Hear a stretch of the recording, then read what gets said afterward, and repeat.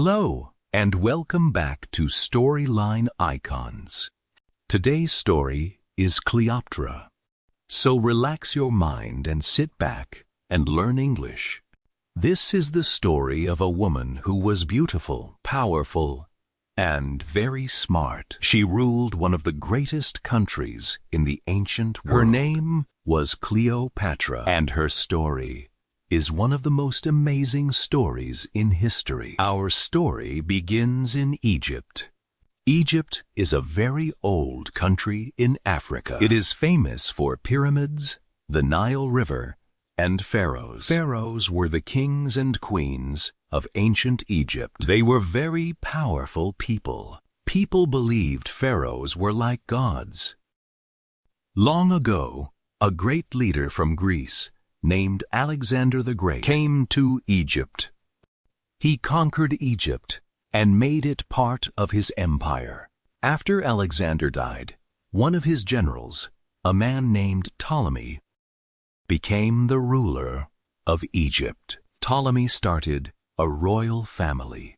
This family ruled Egypt for many, many years. Cleopatra was born into this royal family. Cleopatra was born around 69 BC. That is more than 2,000 years ago. Her full name was Cleopatra the Seventh. She was the seventh queen with that name in her family. Cleopatra was a very intelligent child. She studied hard every day. She learned many languages, maybe 8 or 9 different languages. She could speak Egyptian, Greek, Latin, and many more. This was very unusual. Most rulers in her family never learned Egyptian. But Cleopatra wanted to speak to her people directly. She also studied science, philosophy, and politics. From a young age, she was preparing to lead her country. When Cleopatra was 18 years old, her father died. His name was Ptolemy XII. After his death, Cleopatra became queen. But she did not rule alone. Egyptian law said she had to rule with a male partner. So she ruled with her younger brother. His name was Ptolemy XIII. He was only 10 years old. At first, they ruled together, but problems started very quickly. Her brother's advisors did not like Cleopatra. They thought she was too powerful and too independent. They wanted to control the young king instead. After a few years, they pushed Cleopatra out of Egypt. She had to leave her own country.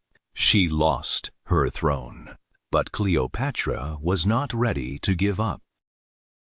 Around this time, a very powerful Roman leader came to Egypt. His name was Julius Caesar. Rome was the most powerful empire in the world at that time. Caesar was one of Rome's greatest generals and leaders. Cleopatra heard that Caesar was in Egypt. She saw an opportunity. She needed a powerful friend to help her take back her throne. There is a famous story about how they first met. Caesar's soldiers were watching all the doors. Cleopatra could not enter safely, so she had a servant roll her inside a large carpet. The carpet was brought to Caesar as a gift. When the carpet was unrolled, Cleopatra appeared. Caesar was immediately impressed. She was charming, intelligent, and confident. They became close friends, and later, much more than friends. Caesar helped Cleopatra fight against her brother. There was a war inside Egypt. In the end, Cleopatra won. Her brother, Ptolemy XIII, drowned in the Nile River during the fighting. Cleopatra was queen again. She and Caesar now ruled Egypt together. She later had a son. She named him Caesarion, which means Little Caesar.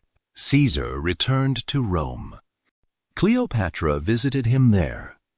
Many Romans did not like her They thought she had too much influence over Caesar. They also did not like the idea of a foreign queen in Rome.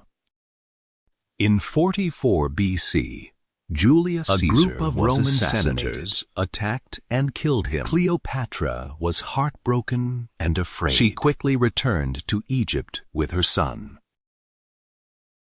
After Caesar's death, Rome was in chaos. Two powerful men fought for control of Rome. One was Mark Antony. The other was Octavian, Caesar's adopted son. A few years later, Mark Antony sent a message to Cleopatra. He asked her to come meet him.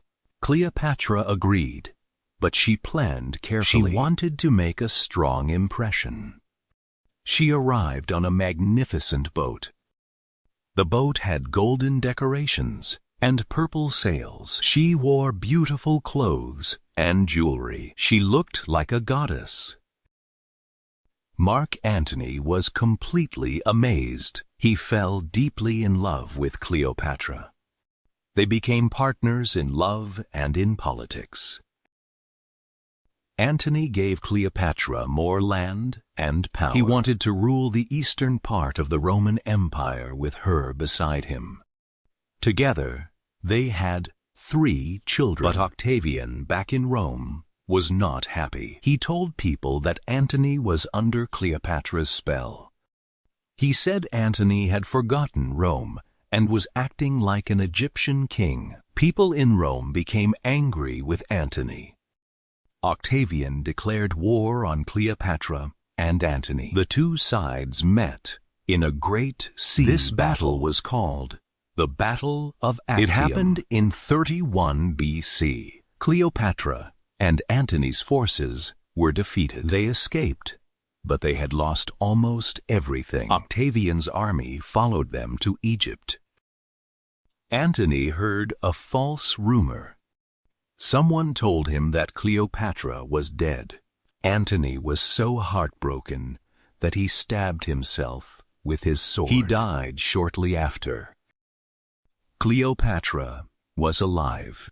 She was now captured by Octavian. He wanted to take her back to Rome as a prisoner. He wanted to show her in a parade as a symbol of his victory.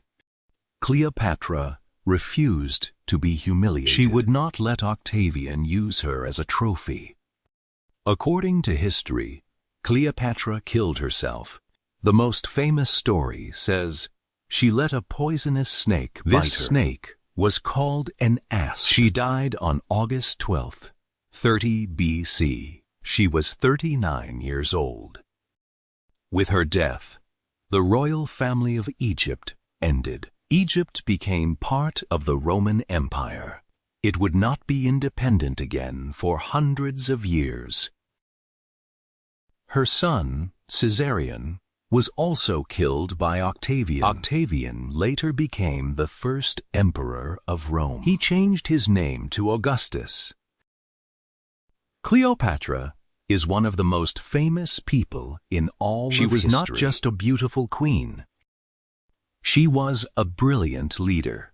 She spoke many languages and ruled a great country. She faced impossible challenges with courage and intelligence. Even after her death, her story has never been forgotten. Her name is still known by people all around the world, 2,000 years later. Thank you for watching Storyline English. If you enjoyed this story, please like this video and subscribe to our channel. We tell great stories in simple English every week. See you in the next one.